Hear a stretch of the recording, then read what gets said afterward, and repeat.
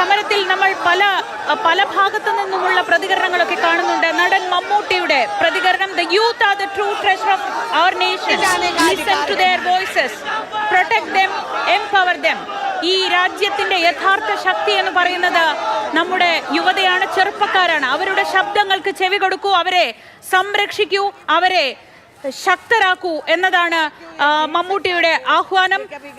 ഈ സമരത്തിന് വലിയ രീതിയിലുള്ള ജനകീയ പിന്തുണ, പാറ്റക്കൂട്ടങ്ങൾ എന്ന് വിളിച്ച് അധിക്ഷേപിച്ച, ചെറുതാക്കി കണ്ട ആ ചെറുപ്പക്കാർ ആരംഭിച്ച സമരത്തിന് രാജ്യത്തിന്റെ ഒന്നാകെ പിന്തുണ കിട്ടുന്നത് നമ്മൾ കാണുന്നുണ്ട്.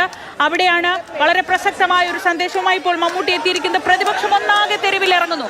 പ്രതിപക്ഷം ഇപ്പോൾ സമയം 7:15. ഡൽഹിയിൽ ഇരുട്ട് വീഴുന്നതേ ഉള്ളൂ. അല്പസമയം കൂടി കഴിഞ്ഞാൽ കാര്യങ്ങൾ ചിലപ്പോൾ കൈവിട്ടു പോകും. വളരെ അതീവ സുരക്ഷാ മേഖലയാണ് ഇതൊക്കെ. ഈ ഗാന്ധി സ്മൃതിയിലേക്കുള്ള ഈ വഴിക്കിടയിലാണ് ആഭ്യന്തരമന്ത്രി അമിത്ഷായുടെ വീട്.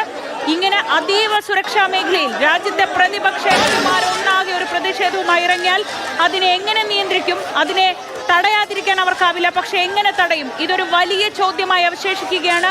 3 ബസ്സുകളിലായി പ്രതിപക്ഷ നിരയൊന്നാകെ തെരുവിലിറങ്ങിയിരിക്കുകയാണ്.